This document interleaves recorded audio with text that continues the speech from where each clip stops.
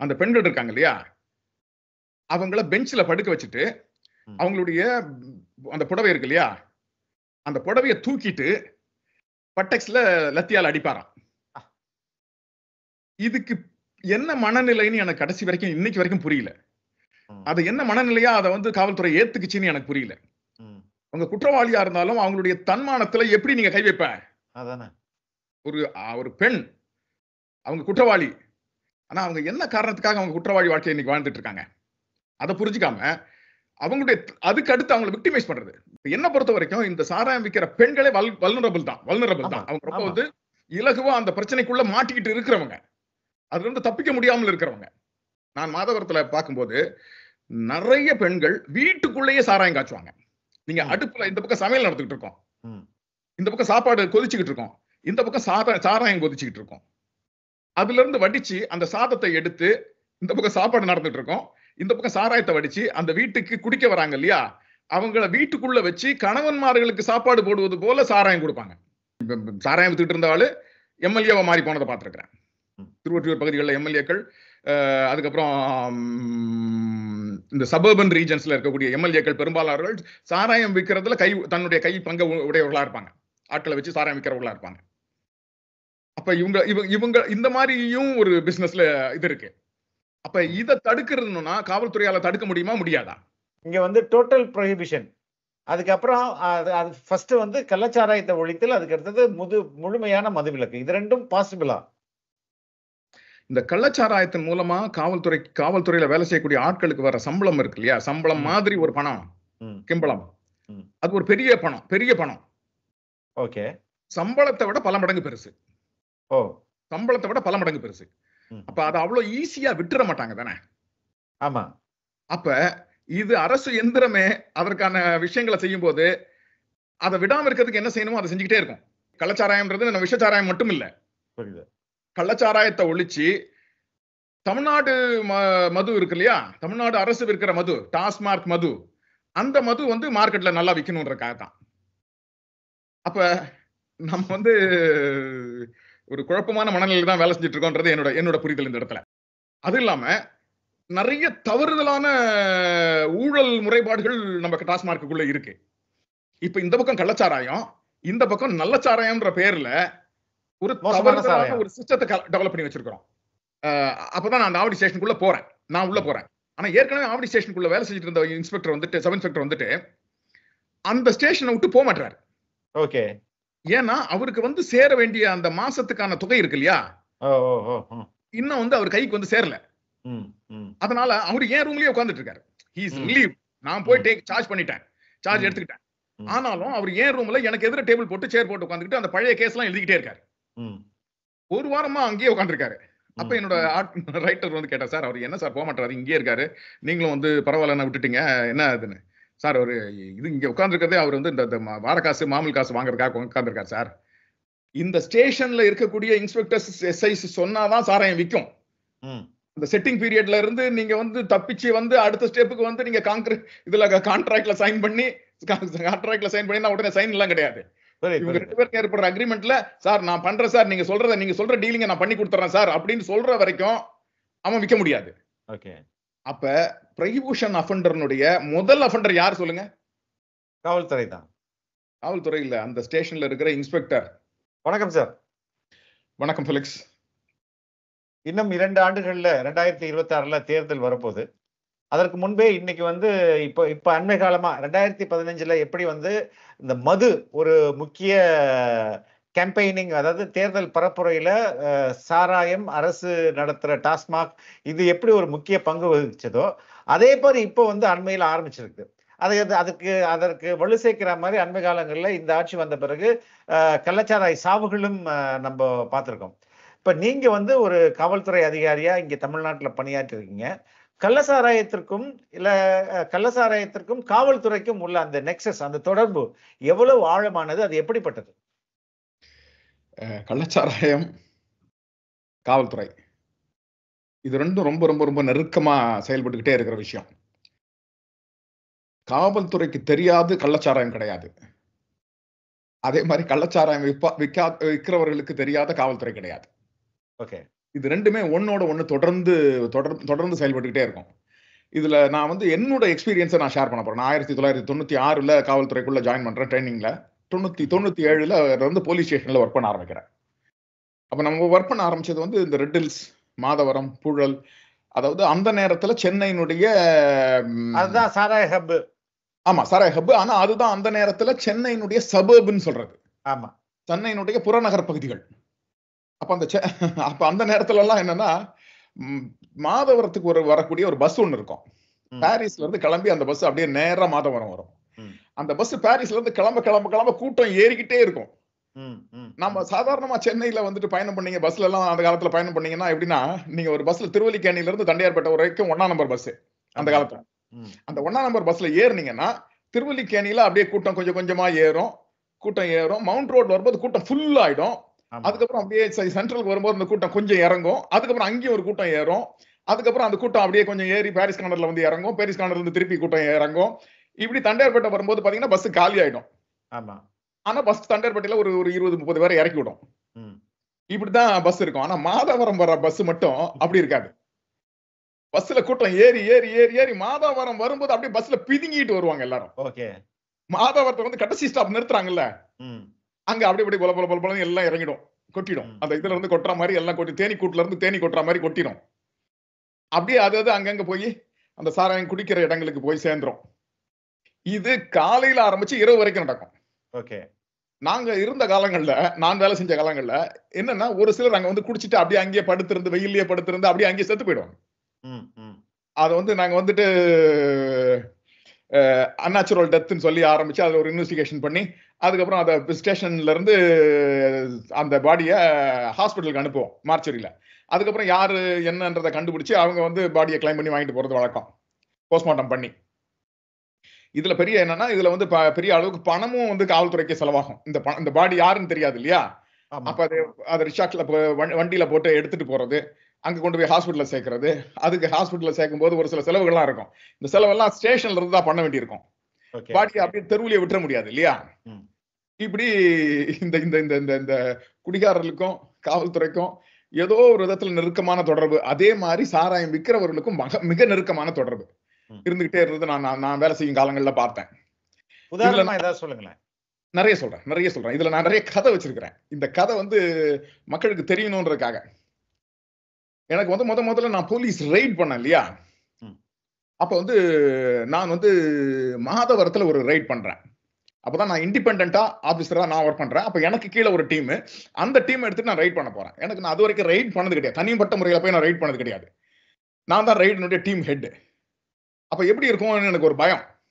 அதே மாதிரி எனக்கு நிறைய கேள்விப்பட்டிருக்கிறேன், சாராயம் விற்கிறவங்க வந்து ஒரு சில நேரத்துல போலீஸ் தனியா மாட்டினா போலீஸ் அடிச்சு கொண்டுருவாங்க, அப்ப நீங்க வந்து கையில ஒரு துப்பாக்கி வச்சுக்கோங்க சார், எப்பயுமே ஒரு துப்பாக்கியோட தான் நீங்க இருக்கணும் அப்படின்ற மாதிரி எனக்கு மக்கள் சொல்லுவாங்க. நானும் ஒரு துப்பாக்கி எடுத்து உள்ள வச்சுக்கிறது வழக்கம் எப்பயுமே. அதை எடுத்து யூஸ் பண்றதுக்கு ஒரு மனசுக்குள்ள ஒரு அச்சம் இருந்தாலும் துப்பாக்கி கையில எப்பயுமே இருக்கும். நாங்க ஒரு இடத்துக்கு போறோம், மாதவரம் பக்கத்துல ஒரு கல்குட்டா காலனி, ஒரு காலனி பகுதி. அங்க வந்து மழை பெஞ்சு நிறைய தண்ணி நிற்கும். அந்த இடத்துல ஒரு தூரமா ஒரு முள்காடு, நிறைய முள்காடு இருக்கும் அந்த நேரத்துல. இப்ப எல்லாமே மாறி போச்சு. அந்த முள்காடுகளுடைய மத்தியில சாராயம் காய்ச்சறது வழக்கம். சாராயம் காய்ச்சறது பாத்தீங்கன்னா ஒரு 3-4 பேர் அந்த வேலையை செஞ்சுக்கிட்டு இருப்பாங்க. ஊரல் எடுத்து போடுறது, வடிக்கிறது, ஊத்துறது, அதை தீ எரிய வைக்கிறது, இப்படி நிறைய விஷயம் நடந்துட்டு இருக்கும். அது பக்கத்துல வேலை செய்யறவங்களுக்கு நெருப்புலயே வேலை செஞ்சுட்டு இருப்பாங்க, நெருப்பு பக்கத்துல வேலை செஞ்சுட்டு இருப்பாங்க. நம்ம இரவு நேரங்கள்ல அந்த இடத்துல வெளிச்சம் எல்லாம் அதிகமா இல்லாதனால தூரத்துல இருந்து பார்க்கும்போது அவங்களுக்கு யாரு அவங்கள பார்க்கறாங்கிறது பெருசா அவங்களால பார்க்க முடியாது. ஏன்னா அவங்க வெளிச்சத்தையே பார்த்துக்கிட்டு இருக்காங்க. அவங்க வந்து அந்த இருட்டுல இருக்கிறது அவங்களுக்கு பெருசா தெரியாது. ஆனா தூரத்துல இருந்து இருட்டுல இருந்து நம்ம பார்த்துட்டு இருந்தோம்னா கொஞ்ச நேரம் அப்படியே அப்சர்வ் பண்ணி பார்த்தோம்னா அங்க எத்தனை பேர் இருக்காங்க, யார் யார் வேலை செஞ்சுட்டு இருக்காங்கன்றதெல்லாம் நம்ம அப்சர்வ் பண்ணிடலாம். அப்ப என்னோட டீம் வந்து சொன்னாங்க, சார் நீங்க வந்து இந்த இடத்துல வெயிட் பண்ணுங்க சார் அப்படின்னு சொல்லிட்டு எனக்கு ஒரு இடத்துல ஒரு மதிலுக்கு பின்னாடி ஒரு இடத்துல பதுங்கி சொன்னாங்க. அவங்க என்ன சொன்னாங்க, நாங்க 2 பேரும் போயிட்டு நாங்க இந்த டீம் வந்து இப்படி ஒரு சைட்ல நாங்க போறோம், இன்னொரு சைட்ல நீங்க போறோம், அங்க இருந்து நாங்க சேஸ் பண்றோம். நாங்க 2 பக்கமும் சேஸ் பண்ணும்போது ஆட்டோமேட்டிக்கா அவங்க உங்க பக்கம் தான் சார் ஓடி வருவாங்க, நீங்க பிடிச்சிருங்க சார். நாங்க எனக்கு மனசுக்குள்ள ஒரு திக் ஒரு நிமிடம் தான்.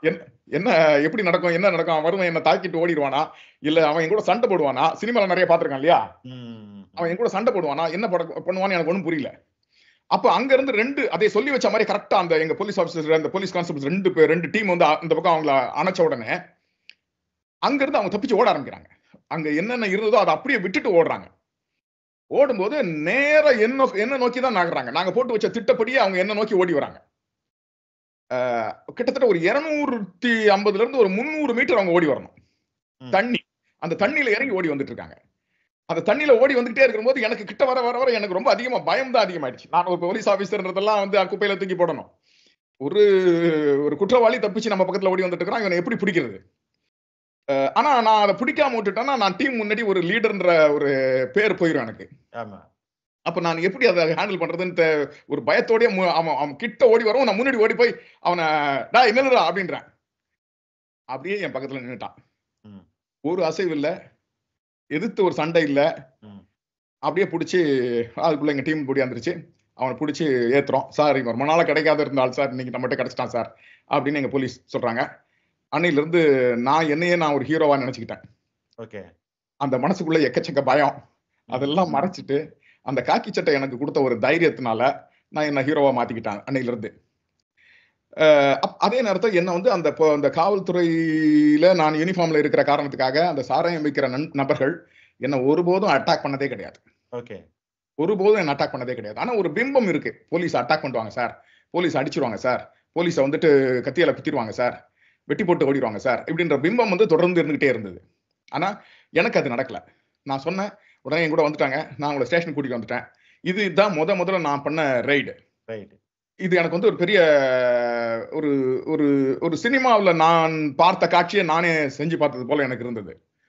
அப்புறம் கொண்டு வந்து வழக்கு போட்டோம். அவங்கள வழக்குல இருந்து சிறைக்கு அனுப்பிச்சோம். சிறைக்கு அனுப்பல, வழக்கு போடுவோம். வழக்கு போட்ட உடனே கோர்ட்டுக்கு கொண்டு போவோம். கோர்ட்ல வந்து அதை வந்து மேக்சிமம் ஃபைனபிள் அஃபென்ஸா தான் பார்ப்பாங்க. அதை ஃபைன் பண்ணிட்டு அன்னைக்கு ஈவினிங்கே அதை விட்டுருவாங்க, அவங்களை விட்டுருவாங்க. அப்படிதான் கோர்ட்ல அந்த வழக்குக்கான தண்டனைகள் அப்படிதான் இருந்தது. அப்ப அவங்க போயிடுவாங்க. இந்த மாதிரி இருந்தது. இதுதான் என்னோட முதல் ப்ராஹிபியூஷன் ரைடு. ஓகே. ஆனா அதுக்கப்புறம் பல விஷயங்கள் நடக்க ஆரம்பிச்சது என் வாழ்க்கையில. இந்த ப்ராஹிபியூஷன் சம்பந்தமான விஷயங்கள். நான் ரெட் ஹில்ஸ்ல கொஞ்ச நாள் வேலை செஞ்சேன், மாதவரத்துல வேலை செஞ்சேன், புழல்ல வேலை செஞ்சேன். இந்த ரெட் ஹில்ஸ்ல வேலை செய்யும் போது ரொம்ப இன்ட்ரெஸ்டிங்கான விஷயம் என்னன்னா, நாங்க ஈவினிங்ல ஒரு 6 மணி 7 மணி வாக்குல அப்படி ரவுண்ட்ஸ் போறது வழக்கம். ரவுண்ட்ஸ்னா அப்படியே ஒரு கிராமத்து பக்கம் போற மாதிரி இருக்கும். ஜீப்ல ஏறிக்கிட்டு ஒரு 3-4 பேர் அப்படியே போயிட்டே இருப்போம். அப்ப போயிட்டே இருக்கும்போது திடீர்னு பார்த்தா பைசைக்கிள்ல ஒரு 2-3 பேர், சைக்கிள்ல ஒரு 2-3 பேர் வந்துட்டே இருக்காங்க. அவங்க எல்லாம் வராங்கன்னா அப்படியே ஒரு செயினா 1 2 3 போயிட்டே இருக்காங்க. நாங்க வர்றதை பார்த்த உடனே டக்குன்னு அப்படியே சைக்கிளை விட்டுட்டு அங்கங்க பறந்து போறாங்க, ஓடி போயிடுறாங்க. சைக்கிள்ல போய் பார்த்தா அதுக்குள்ள 5 லிட்டர் கேன் இருக்கு இல்லையா, அதுல சாராயம் கட்டி, ரப்பர் டியூப்ல சாராயம் கட்டி எல்லாம் சைக்கிள்ல வச்சிருக்கு. அதை விட்டுட்டு அவங்க ஓடி போயிட்டாங்க. யாரு என்ன ஏதுன்னு நமக்கு தெரியாது. நாங்க அதை ஓடி போய் அதை பாக்குறோம். அப்ப நான் புதுசு கொஞ்ச நாள் தான் ஆயிருக்குது, ஃப்ரெஷ். அப்ப போய் பார்த்தா எல்லாமே சாராயம். சார் என்ன சார் பண்றது, எல்லாத்தையும் தூக்கி வண்டியில ஏத்து அப்படின்றாங்க. வண்டியில ஏத்துறோம், சைக்கிளையும் தூக்கி வண்டியில ஏத்துறோம். ஸ்டேஷன் வந்து சேர்த்துறோம். ஸ்டேஷனுக்கு வந்து சேர்த்த உடனே அதுக்கப்புறம் நான் புது எஸ்ஐ, அப்ப நமக்கு இந்த விஷயங்கள் எல்லாம் பெருசா புரியாது. அப்ப உடனே ஸ்டேஷனுக்கு கொஞ்ச நேரத்துல டீம் வருது. அந்த சைட்ல இருந்து ஆட்கள் புரோக்கர் வராங்க, வந்துட்டு பேசுறாங்க. பேசி முடிச்சு என்ன பேசுறாங்கன்னு தெரியாது. இன்ஸ்பெக்டர் கூட பேச்சுவார்த்தை நடக்குது. ஓகே. உங்கள்ட்ட இல்ல, எங்கிட்ட நேரடியா இல்ல. கொண்டு வந்தது எங்க ஸ்டேஷன் கொண்டு வந்தோம். எங்க இன்ஸ்பெக்டர் ரிப்போர்ட் பண்ணியாச்சு. கொஞ்ச நேரத்துல பேச்சுவார்த்தைக்கு அப்புறம் நாங்க கொண்டு வந்த பொருள் எல்லாமே திருப்பி அவங்கள்ட்ட கொடுக்கப்பட்டது. ஓகே. அதற்கு ஒரு தொகை பெறப்பட்டது. அப்ப என்கிட்ட வந்து என்ன சொல்றாங்க, சார் நம்ம கொண்டு வந்தெல்லாம் வந்துட்டு வித்துட்டாங்க சார் அப்படின்னாங்க. இந்த வார்த்தையை பயன்படுத்தாங்க, வித்துட்டாங்கன்ற வார்த்தையை பயன்படுத்துவாங்க. ஓகே, வித்துட்டாங்க. ஆமா, காவல்துறையினர் பயன்படுத்துறாங்க இந்த வார்த்தையை. ஆமா சார், வித்துட்டாங்க சார், அக்யூஸ்ட வித்துட்டாங்கன்னு சொல்லுவாங்க. பன்னிக்குட்டி வித்துட்டாங்க. இதுக்கு பேர் பன்னிக்குட்டி. ஓகே. கருப்பு கலர் கேன் இருக்கு இல்லையா, ஆமா சார், 5 பன்னிக்குட்டி மாட்டிச்சு சார் இன்னைக்கு. ஓகே. அப்படின்னா 5 கருப்பு கலர் கேன் மாட்டிச்சுன்னு அர்த்தம். ஓகே. வித்துட்டாங்க. கடைசியா எனக்கு என்னன்னா என்ன வந்து கேட்டாங்க, சார் உங்களுக்கு ஏதாவது பண்ணாங்களா சார்? அப்ப வந்து எங்க அந்த டீம்ல இருந்து ஒரு கான்ஸ்டபிள் ஒருத்தர் வருவார், வந்து சார் உங்க பைக் கொடுங்க சார் கேட்பாங்க. அப்ப நான் வந்து புல்லட் வச்சிருந்தேன். அந்த பைக் சாவி வாங்கிட்டு போயிட்டு அந்த பைக்ல பெட்ரோலை போட்டு கொண்டு வந்து எனக்கு கொடுத்துட்டாங்க. ஓகே. சோ அது எனக்கு அந்த நேரத்துல பெரும் உதவியா இருந்தது. ஏன்னா என்னோட சம்பளம் வந்து அந்த நேரத்துல மிக குறைவு. ஒரு சப் இன்ஸ்பெக்டருடைய சம்பளம் ஒரு 2000 இருந்து ஒரு 3000 தான் கையில கிடைக்கும்னு வச்சுக்கோங்களேன். ஓகே. அதுலயே நான் ஸ்டேஷன்ல தங்கி இருக்கும் போது அங்கேயே சாப்பிட்டு, அந்த வண்டிக்கு அது கவர்மெண்ட் வந்து எங்களுக்கு கொடுக்காத வண்டி, நாங்க எங்க வண்டி யூஸ் பண்றோம். எங்க வண்டியை தான் பெட்ரோல்னா சுத்தி வர்றதுக்கும் நாங்க யூஸ் பண்ணுவோம். அந்த ஏரியாவை சுத்தி பார்க்கறதுக்கும் யூஸ் பண்ணுவோம். இதுக்கெல்லாம் பெட்ரோல் வந்து கவர்மெண்ட் எங்களுக்கு கொடுக்குற தொகை வந்து ரொம்ப குறைவு. அந்த தொகையும் கொடுக்க மாட்டாங்க. அப்ப யாரோ ஒருத்தவங்க ஏதோ ஒரு இடத்துல நமக்கு வந்து பெட்ரோலை போடுறாங்கன்னு போது நமக்கு கொஞ்சம் பெரிய பெரிய ரிலீஃபா இருக்க மாதிரி இருக்கும். அந்த மாதிரி எனக்கு போட்டது ஞாபகம். ஆனா அதையும் வந்து ரொம்ப நாளா பயன்படுத்த முடியாது. சும்மா ஒரு 2 லிட்டர் 3 லிட்டர் போடுவாங்கன்னு வச்சுக்கோங்களேன். அந்த நேரத்துல அந்த 2 லிட்டர் 3 லிட்டரும் வந்து ஒரு நாள்ல காண போயிடும். இப்படித்தான் அந்த என்னோட அந்த அனுபவங்கள்லாம். இதுல இன்னும் ஒரு விஷயம் சொல்லணும். போலீஸ் ஆபீசர்ஸ் உள்ள வந்த உடனே ஒரு ஸ்டேஷனுக்கு சார்ஜ் எடுக்கிறாங்கன்னு வச்சுக்கோங்களேன், இண்டிபெண்டன்ட் சார்ஜ், ரொம்ப நேர்மையா வேலை செய்வாங்க. ஓகே. 2 அல்லது 3 மாசம் எல்லாம் அந்த ஏரியாவில் இருக்கிற எத்தனை சாராயக்காரர்களையும் பிடிக்கிறது, கைது செய்யறது, கோர்ட்ல கேஸ் போடுறது, குண்டாஸ் பதிவு செய்யறது, இப்படி எல்லா விஷயங்களும் தொடர்ந்து நடந்துகிட்டே இருக்கும். இந்த 3 மாசத்துல 2 மாசத்துல அந்த போலீஸ் ஆபீசருக்கு அத்தனை மது கள்ளச்சாராய அஃபெண்டர்ஸ் இருக்காங்க இல்லையா, அவங்களுடைய லிஸ்ட் ஃபுல்லா கையில வந்துரும். ஓகே. அதுக்கப்புறம் தான் அந்த ஆட்கள் புரோக்கர்ஸ் இவங்க எல்லாம் வந்து பேசுவாங்க, சார் என்ன சார் இப்படி பண்ணிட்டு இருந்தா நாங்க எப்படி சார் தொழில் பண்றது அப்படின்னு பேசுவாங்க. அப்ப பேச ஆரம்பிக்கும் போதுதான் இவங்க ஒரு ரேட்டை பிக்ஸ் பண்ணுவாங்க. அதுக்கப்புறம் அந்த போலீஸ் ஆபீசர் அந்த ஸ்டேஷன்ல 3 வருஷம் தொடர்ந்து இருக்காருன்னா, அந்த 3 வருஷம் அந்த முன்னாடி மாசம் 3 மாசம் நடந்தது இல்லையா அந்த வேகமான ஒரு ரைடு, ஆமா, அது இருக்காது. ஓகே. அதுக்கப்புறம் யார் யாரெல்லாம் கைது செய்யப்பட்டாங்களோ, யார் யாரெல்லாம் விற்கணும்னு பர்மிட் பண்ணப்பட்டாங்களோ அவங்க தொடர்ந்து வித்துக்கிட்டே இருப்பாங்க. இதுல யாரு விற்கணும் யாரு விற்க கூடாதுன்னு முடிவு எடுக்கிறது யாருன்னா அந்த ஸ்டேஷன்ல வைக்கிற இன்ஸ்பெக்டர் தான். ஓகே. அந்த இன்ஸ்பெக்டர் தான் சொல்லுவாரு, நீ வித்துக்கலாம், நீ வித்துக்கலாம், நீ வித்துக்கலாம், நீ விற்க கூடாது. அப்ப யாரு கிட்டத்தட்ட ஒரு டெண்டர் கான்ட்ராக்ட் மாதிரி யாரு அதிக தொகையை கொடுக்கறாங்களோ அவங்களுக்கு பிசினஸ் கொடுக்கப்படும். புரியுதா உங்களுக்கு? புரியுது. இப்பதான் புரிஞ்சுக்கணும். நம்ம ஏற்கனவே தொடக்கம் இந்த முதல் ஸ்டேட்மெண்டா நம்ம சொன்னோம், காவல்துறைக்கும் கள்ளச்சாராயத்துக்கும் மிக நெருங்கிய உறவுன்னு. ஆமா, இதுதான் அதை நம்ம புரிஞ்சுக்கணும். இந்த கள்ளச்சாராயம் வந்து விற்கப்படுது. இதுல வந்து அந்த இன்ஸ்பெக்டர் மட்டுமே அந்த காசை எடுத்துப்பாரா, எப்படி இது பங்கிடப்படும், இல்ல இவங்க தனித்தனியா போய் அந்த சாராய வியாபாரிகிட்ட வாங்குறதும் உண்டா? இல்ல, இதுல வந்து ஒரு சொன்ன செட்டிங் செட் பண்றதுன்னு சொன்னோம் இல்லையா, இதுல ஒரு தொகை பேசப்படும். ஸ்டேஷனுக்கு இவ்வளவுன்னு கொடுத்துடணும், இன்ஸ்பெக்டருக்கு இவ்வளவுன்னு கொடுத்துடணும் அப்படின்னு ஒரு தொகை பேசப்படும். இந்த ஸ்டேஷனுக்கு கொடுக்கப்படுற தொகை இருக்கு இல்லையா, அந்த தொகை பங்குகளாக பிரிக்கப்படும். ஓகே.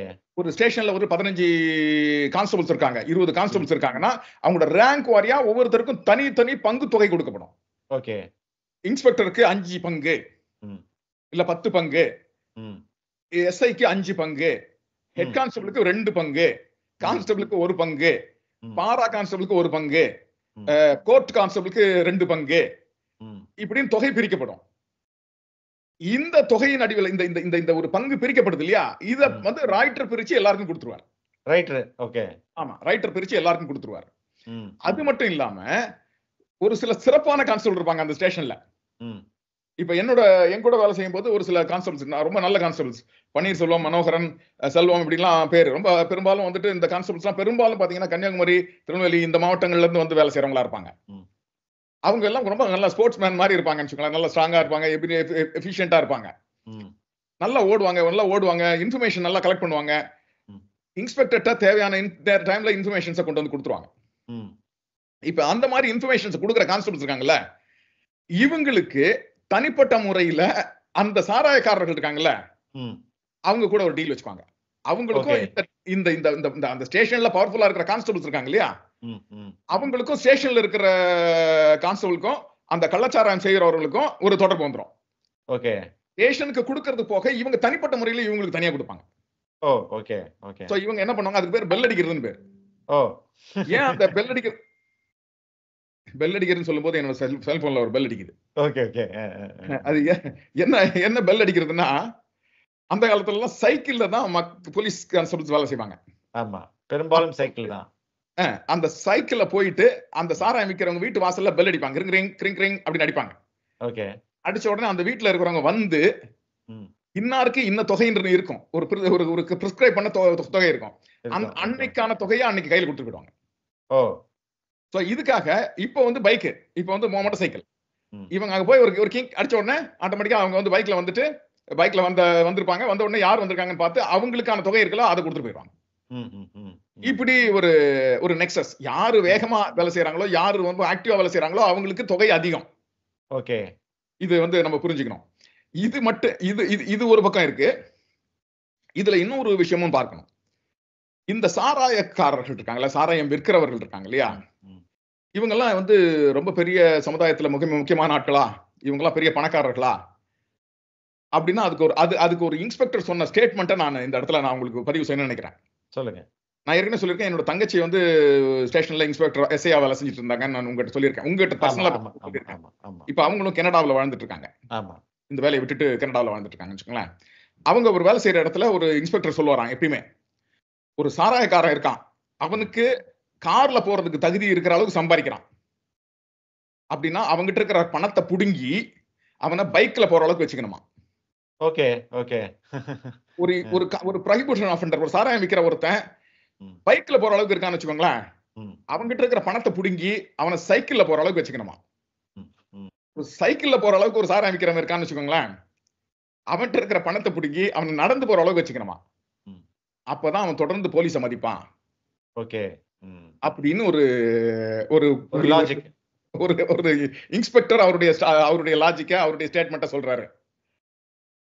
அப்ப நம்ம புரிஞ்சுக்க வேண்டிய விஷயம் என்னன்னா, காவல்துறை இந்த கள்ளச்சாராய வியாபாரிகளை, கள்ளச்சாராய விற்பவர்களை எந்த மனநிலையோடு அணுகிறதுன்றதை புரிஞ்சுக்கிறதுக்கு இந்த ஸ்டேட்மெண்ட் நல்லா புரியும் நான் நினைக்கிறேன். கள்ளச்சாராயம் ரொம்ப அவசியம், ஆனா அவங்களுடைய காசு நம்முடைய காசுன்னு நினைக்கிறாங்க. ஓகே. ஆனா இதுல என்ன ஒரு விஷயம்னா, நான் ஏற்கனவே ஒரு ஆர்குமெண்ட்டுக்கு நான் சொல்லியிருக்கேன், இந்த ஸ்டேஷன்ல இருக்கக்கூடிய இன்ஸ்பெக்டர்ஸ் எஸ்ஐஸ் சொன்னாதான் சாராயம் விற்கும்.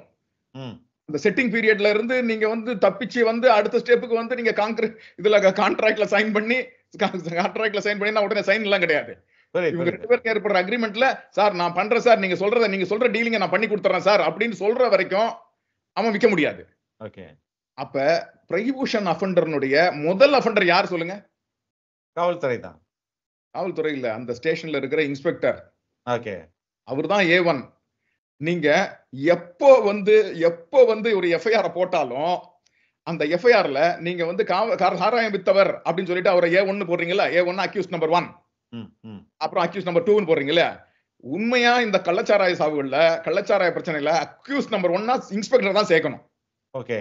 அந்த ஸ்டேஷன் இன்ஸ்பெக்டர் இருக்காரு இல்லைங்களா, அவரை சேர்த்துட்டு அதுக்கப்புறம் அந்த ஸ்டேஷன்ல இருக்கக்கூடிய அத்தனை கான்ஸ்டபிள்ஸ், ரைட்டர்ஸ் இவங்க எல்லாரும் சேர்த்துட்டு அதுக்கு அப்புறம் தான் நீங்க உண்மையா அந்த குற்றவாளியை நீங்க சேர்க்கணும். கள்ளச்சாராய சாவு நடந்த உடனே இன்ஸ்பெக்டர்ஸ் ஏதோ பணி நீக்கம் இல்ல பணி நீக்கம்ன்றது கிட்டத்தட்ட ஒரு சஸ்பென்ஷன் சொல்லுவாங்க. ஒரு சஸ்பென்ஷன். அதுக்கு அடுத்து பாத்தீங்கன்னா அவருக்கு இன்னொரு ஸ்டேஷன்ல போஸ்டிங். அப்ப பாத்தீங்கன்னா பணி நீக்கம் பனிஷ்மெண்ட் கிடையாது, பணி நீக்கம் கிடையாது, சாரி, சஸ்பென்ஷன். ஒரு சின்ன அந்த இடத்துல வேலை செய்யற இடத்துல இருந்து வெளியே எடுத்துட்டு இன்னொரு இடத்துல போட்டுருவாங்க. It is not a punishment. அவருக்கு எந்த விதமான பனிஷ்மெண்ட்டும் இருக்காது.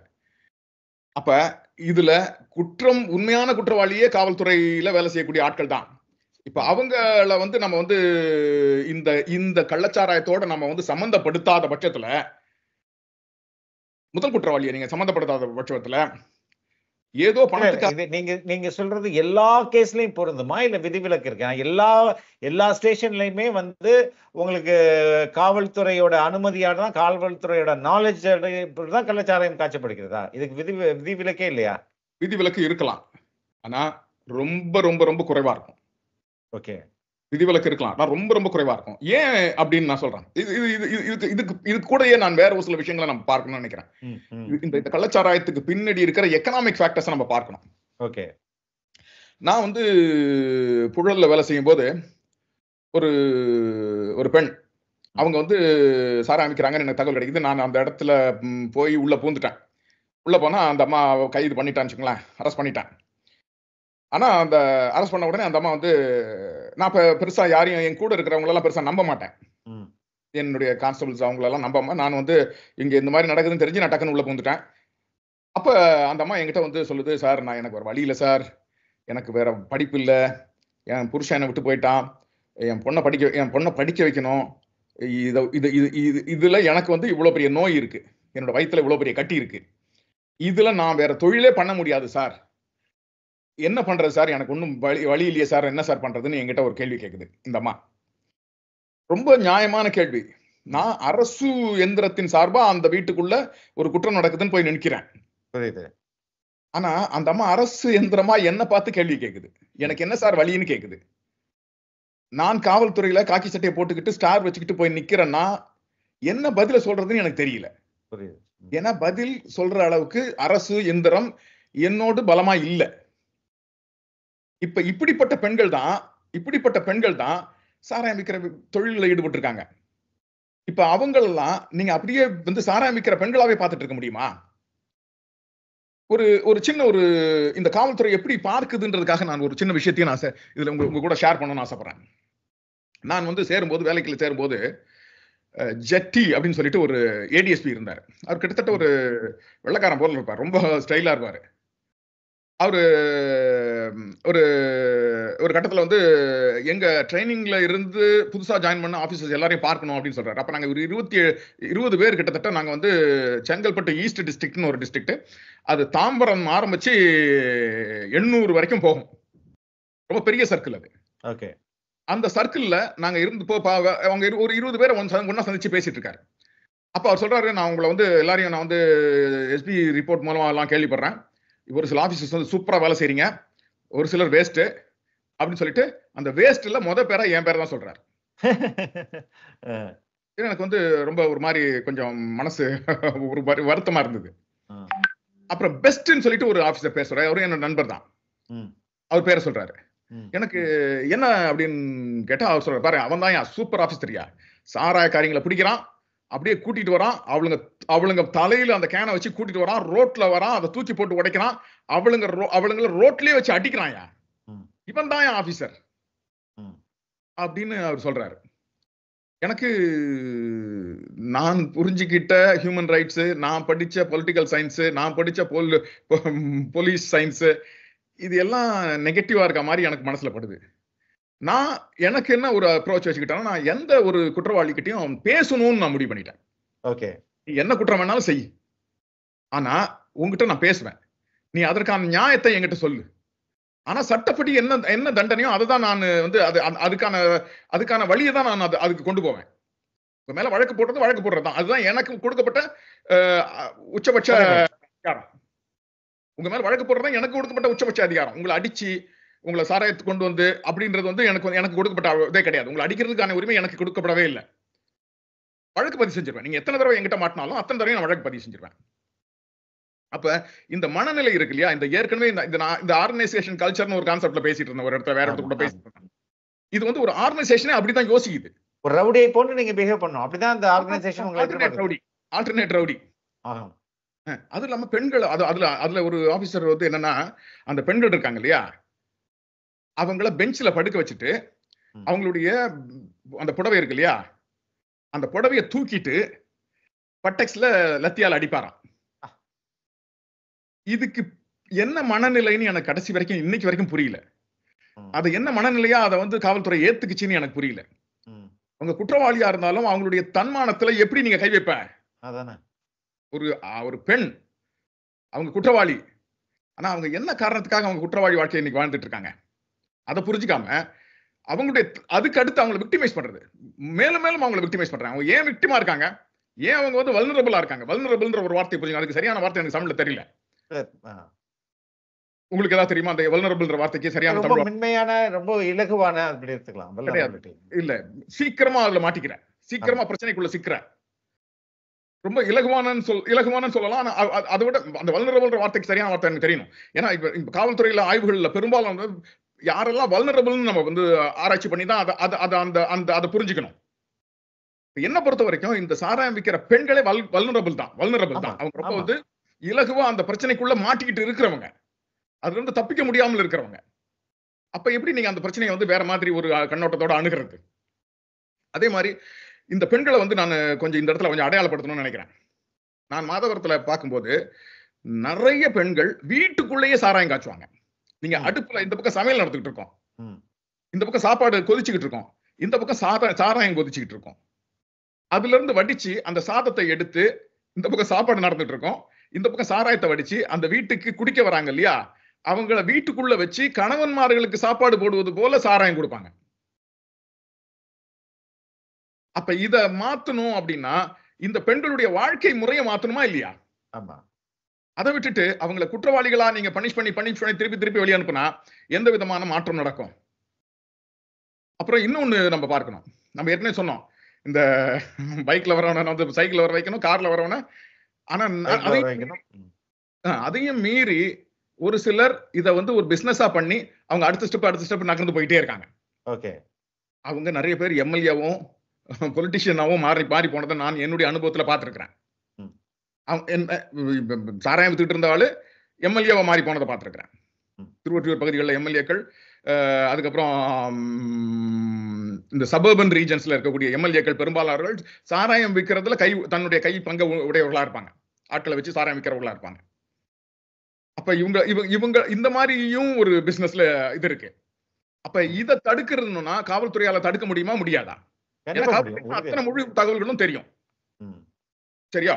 அதே மாதிரி இன்னொரு பிரச்சனை என்னன்னா, காவல்துறையில வேலை வந்து ரொம்ப ஒரு குழப்பமான வேலைன்னு வச்சுக்கோங்களேன். ஏற்கனவே நம்ம வேற ஒரு கிட்டத்தட்ட ஒரு ஆண்டுக்கு முன்பு நம்ம ஒரு இடத்துல பேசிட்டு இருக்கும்போது காவல்துறையில வந்து முழு நேரமும் அவங்க பணியில இருக்காங்கன்றத பத்தி நம்ம பேசணும். ஆமா ஆமா.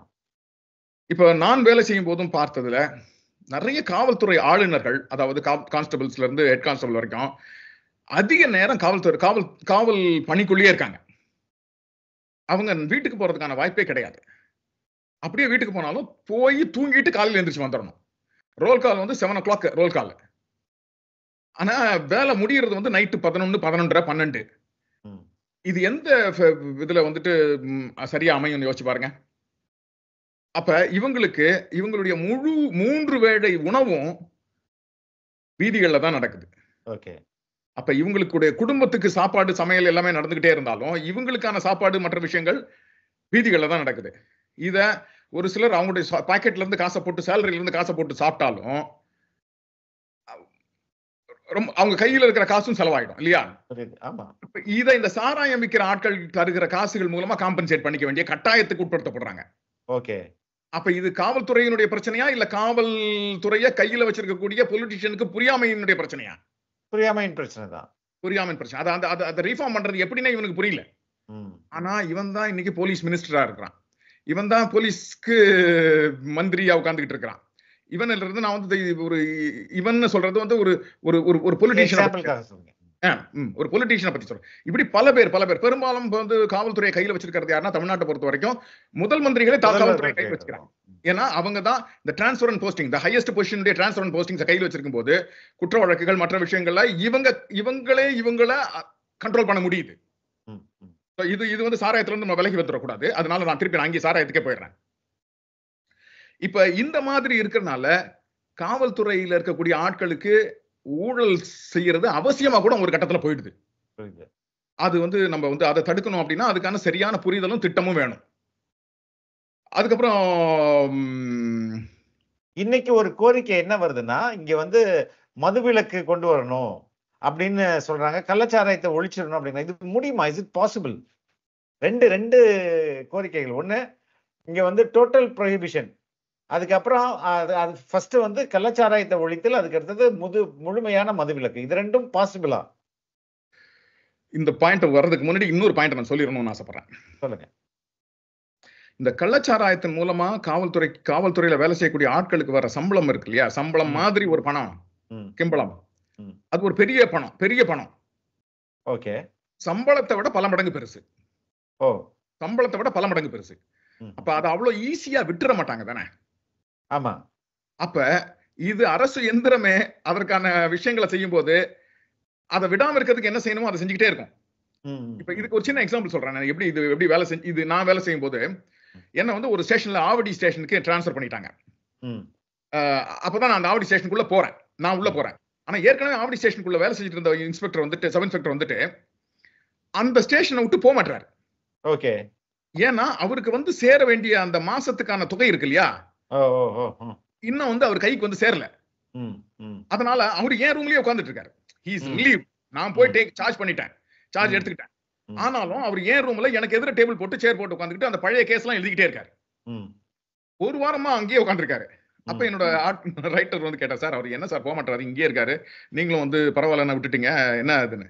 சார் அவரு இது இங்க உட்காந்துருக்கதே அவர் வந்து இந்த வார காசு மாமூல் காசு வாங்குறதுக்காக உட்காந்துருக்காரு சார், நீங்க ரூமை பூட்டுங்க சார், இல்லைன்னா அவர் போக மாட்டாரு, இங்கே இருந்து நீங்க எஸ்ஐன்னு இருப்பீங்க, உங்க பேரை சொல்லி அவர் கலெக்ட் பண்ணிட்டு இருப்பார் சார் அப்படின்னு சொல்றாங்க. அப்ப வந்து எவ்வளவு ஒரு ஆழமா இருக்குது, ரொம்ப ரொம்ப ரொம்ப ஆழமா, ரொம்ப ரொம்ப ஆழமான ஒரு விஷயம், ரொம்ப ரொம்ப ஆழமான விஷயம்.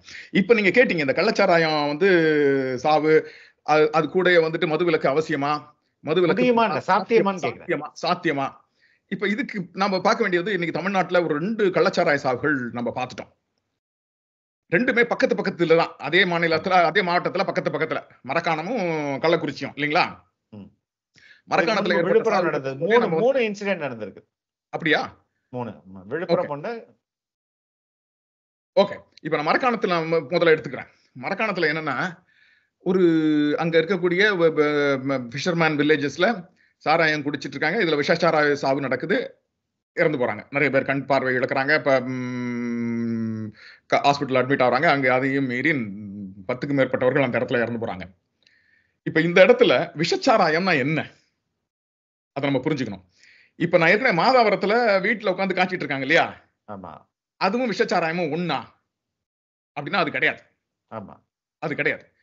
இவங்க வீட்டுல ப்ரொடியூஸ் பண்றாங்க இல்லையா, அந்த ப்ரொடியூஸ் பண்ண சாராயத்தை இன்னமும் அதிக கிக்கு கிடைக்கிறதுக்காக அதுல ஒரு சில கெமிக்கல்ஸ் ஆட் பண்றாங்க. அந்த கெமிக்கல்ஸ் ஆட் பண்ணும்போது அந்த கிக் வந்து ரொம்ப குயிக்கா இருக்கும், ரொம்ப ஃபாஸ்டா இருக்கும். ஆனா அது எந்த அளவுக்கு தேவையோ அதுக்கு மேல போயிடுச்சுன்னு வச்சுக்கலாம், ஒரு படி மேல போயிடுச்சுன்னா கூட அது உடலை வந்துட்டு தாக்கிடும். இப்ப அதுதான் விஷச்சாராயம். இப்ப பெரும்பாலும் என்ன பண்ணுவாங்கன்னா, இதுல வந்து கொஞ்சம் கலந்துட்டு அதை மெயின்டைன் பண்ணுவாங்க. அந்த குடிச்சா அந்த சாராயம் இருக்கும், ஆனா விஷ சாராயமா மாறாது. ஆனா எந்த நேரமும் அது வந்து கெடுதல் தான், அதுல ஒன்றும் சந்தேகமே கிடையாது, அது கெடுதல் தான். இப்போ அதே மாதிரி அடுத்து நடந்த இன்சிடென்ட்லயும் பாத்தீங்கன்னா விஷச்சாராயம். இந்த விஷச்சாராய சாவுன்னு வரும்போதுதான் இது நமக்கு தெரியுது. அது வரைக்கும் சாராயம் இருக்கிறதோ கள்ளச்சாராயம் இருக்கிறதோ நமக்கு தெரியவே இல்லை. நமக்கு அதுதான் புரியணும் இந்த இடத்துல. விஷச்சாராயம் வந்த பிறகுதான் அது சாராயம்னு நமக்கு தெரியுது, கள்ளச்சாராயம்னு தெரியுது. இல்லைன்னா நம்ம உங்களுக்கு வந்து சாராயம் விற்கிறதே உங்க நோட்டீஸ்க்கே வராம போயிடுது, பப்ளிக் நோட்டீஸ்க்கே வராம போயிடுது.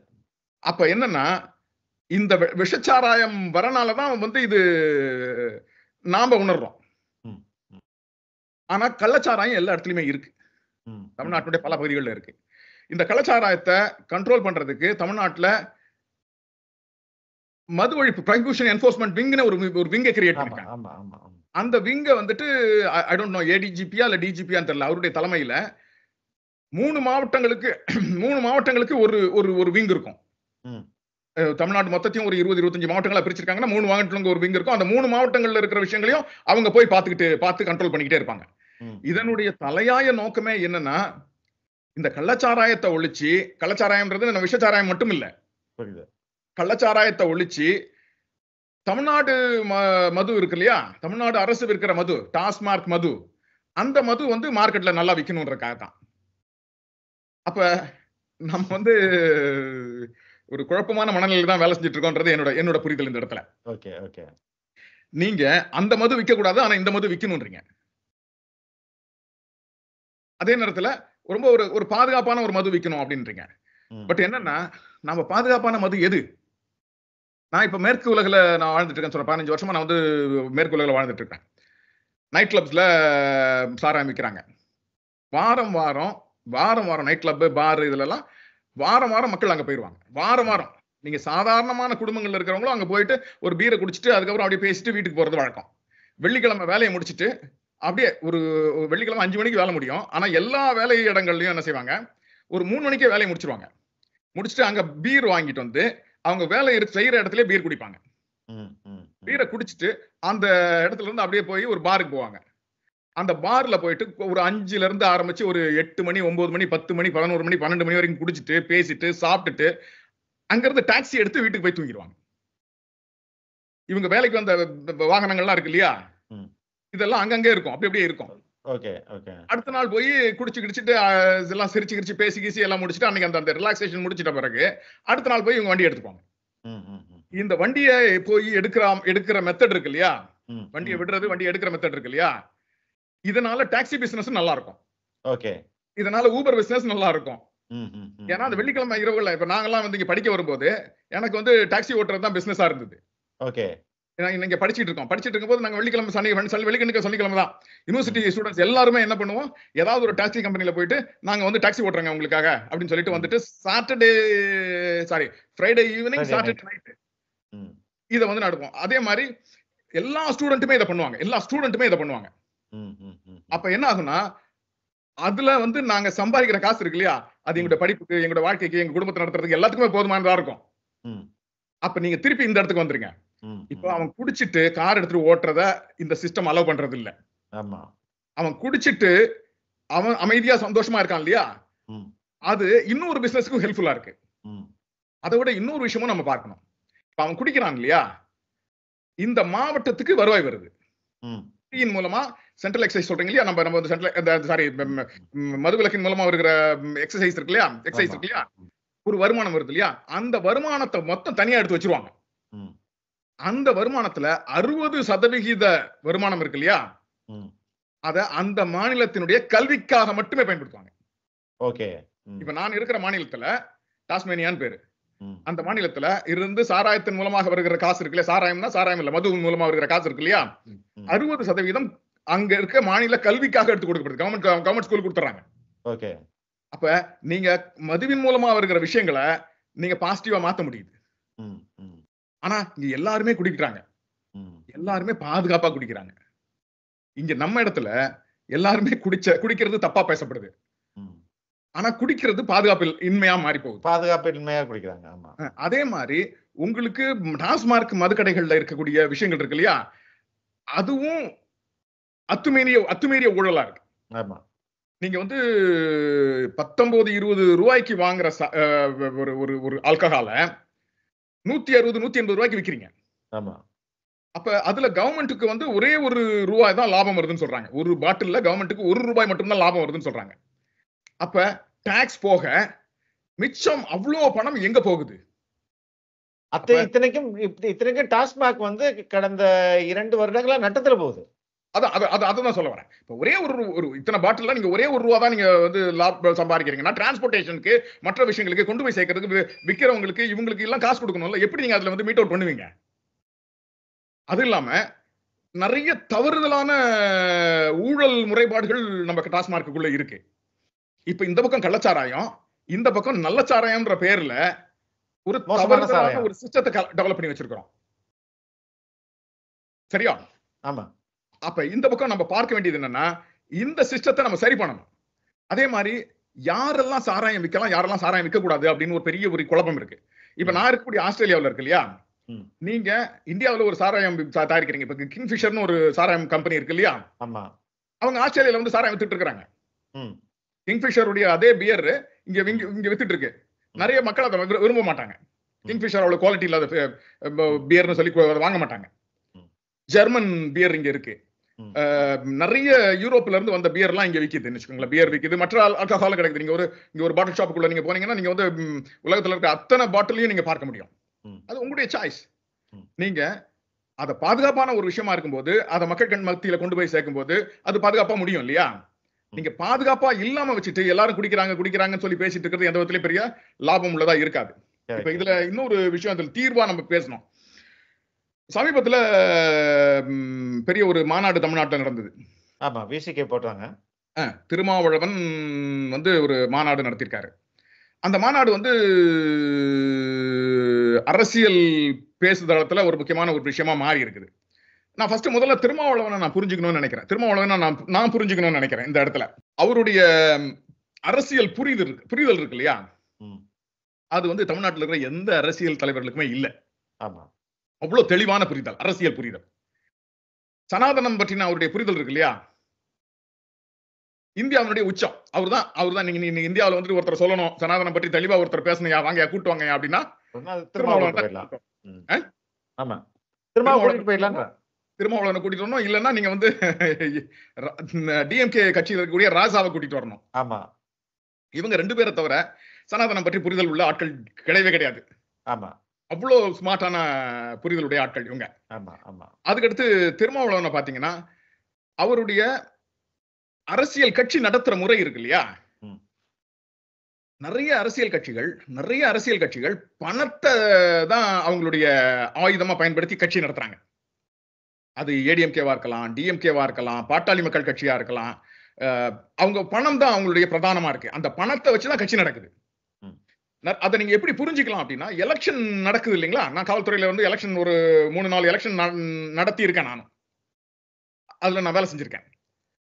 அந்த எலெக்ஷனுடைய கடைசி கட்டத்துல பாத்தீங்கன்னா பணம் உள்ள வந்து அப்படியே கொட்டும். யாரு எந்த கேண்டிடேட் பணத்தை வந்து கொட்டுறாரோ அவர் வந்து வெற்றி பெறுவார். எந்த கட்சி பணத்தை வந்து அந்த அந்த அந்த எலெக்ஷன்ல நிறைய வந்து செலவு பண்றாங்களோ அவங்க வெற்றி பெறுவாங்க.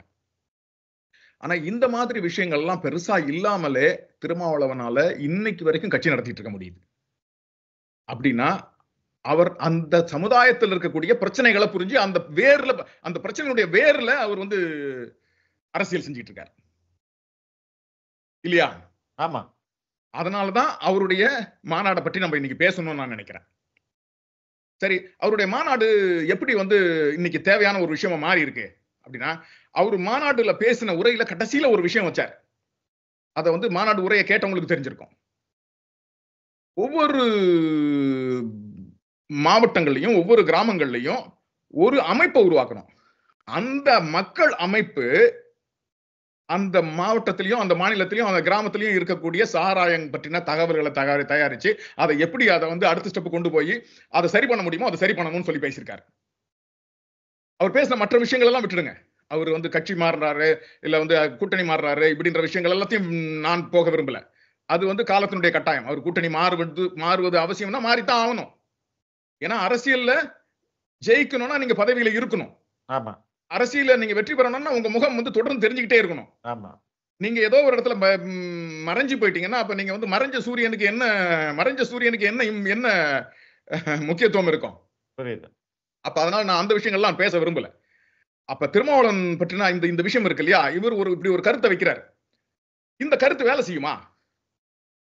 சூப்பரா வேலை செய்யும். இதை வேலை செய்ய வச்சா. அதனாலதான் இதை வந்து நம்ம முக்கியமா பார்க்கணும். திருமாவளவனுக்கு ஒரு பெரிய பாராட்டுதல் இந்த இடத்துல நான் சொல்லணும்னு ஆசைப்படுறேன். இப்படி ஒரு அடையாளத்தை வைக்கும் போது என்ன, திருமாவளவனுடைய கட்சி எல்லா கிராமங்கள்லயும் இருக்கு. ஆமா. தமிழ்நாட்டினுடைய பல கிராமங்கள்ல இருக்கிற ஒரு கட்சி. அங்க இருந்தே இந்த சாராயம், கள்ளச்சாராயம் இது போன்ற தகவல்களை திரட்டி இதை தடுக்கிறதுக்கான ஒரு அமைப்பை ஏற்படுத்தினாங்கன்னு வச்சுக்கோங்களேன், மிகச்சிறப்பா செயல்படுமா படாதா? கண்டிப்பா மிகச்சிறப்பா செயல்படும். ஏன்னா மக்களுக்கு தெரியாம எதுவுமே கிடையாது.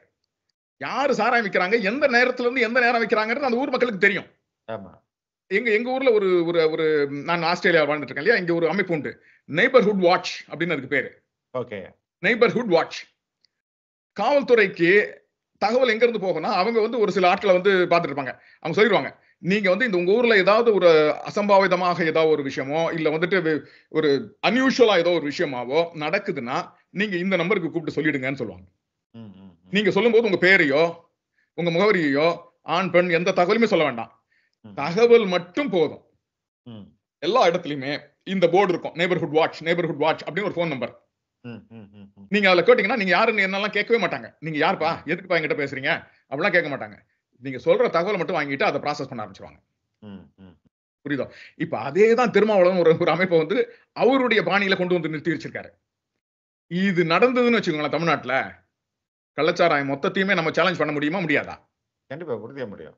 உறுதியா முடியும். அந்த திட்டம் வந்து ரொம்ப அழகான திட்டம்.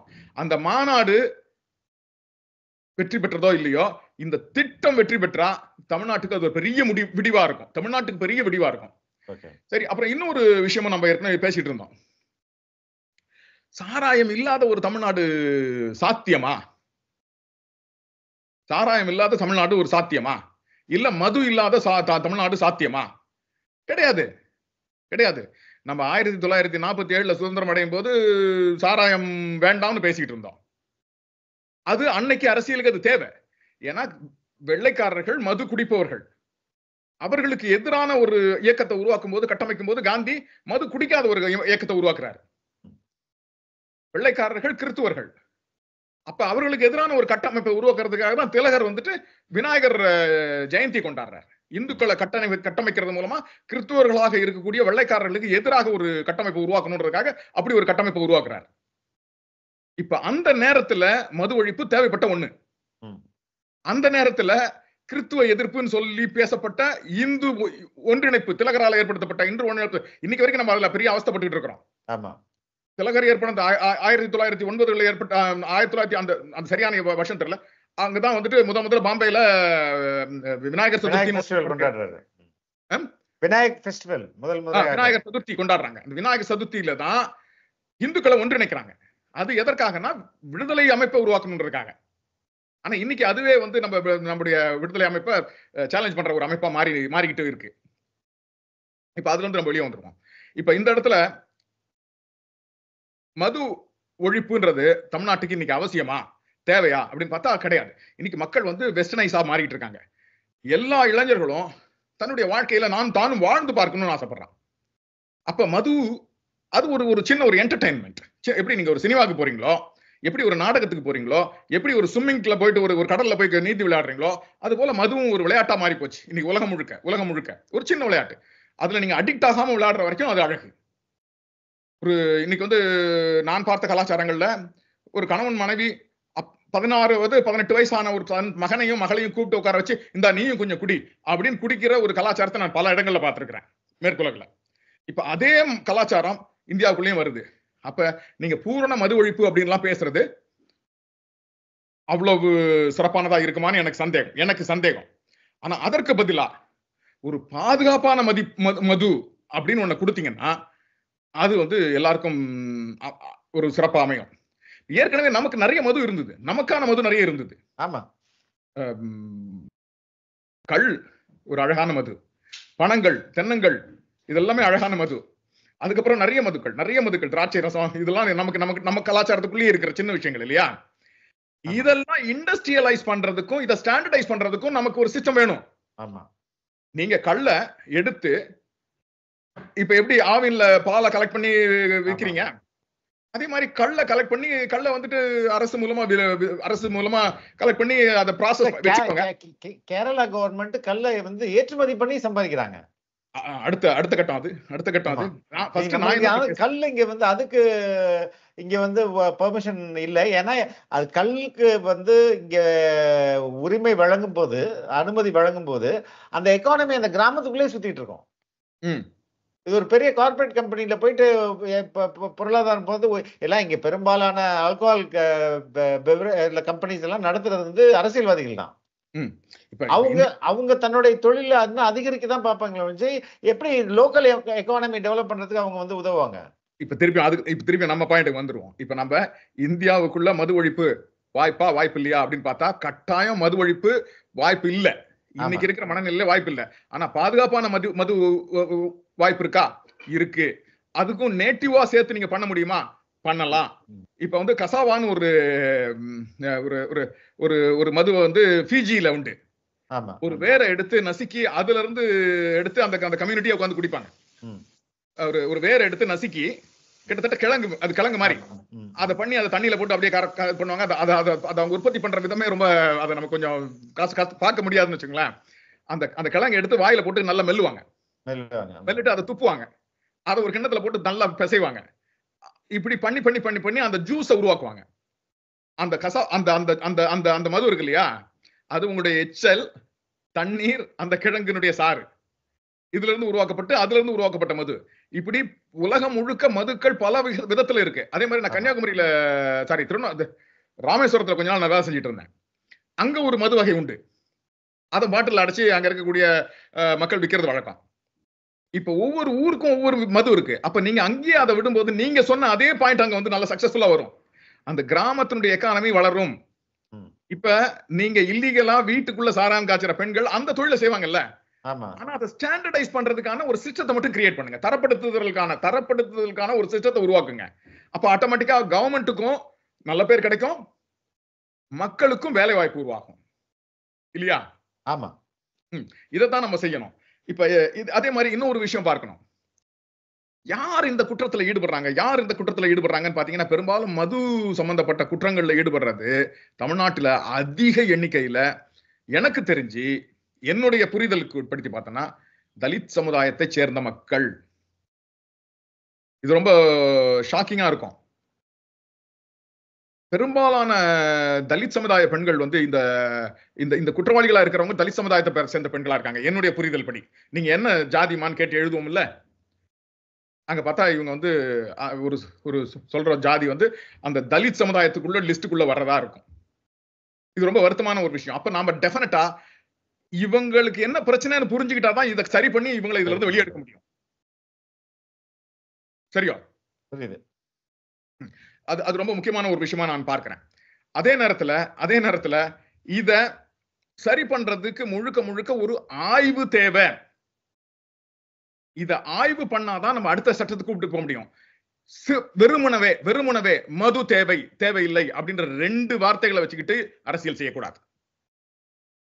மது எப்படி மக்களுக்கு பாதுகாப்பா போய் சேரணும்ன்றத புரிஞ்சுக்கிட்ட அரசியல் தான் இன்னைக்கு தேவையான அரசியல் நான் நினைக்கிறேன். ரொம்ப ரொம்ப நன்றி சார். உங்க நேரத்தை பயன்படுத்தி எங்களுக்கு கொடுத்ததுக்கு ரொம்ப நன்றி. வணக்கம்.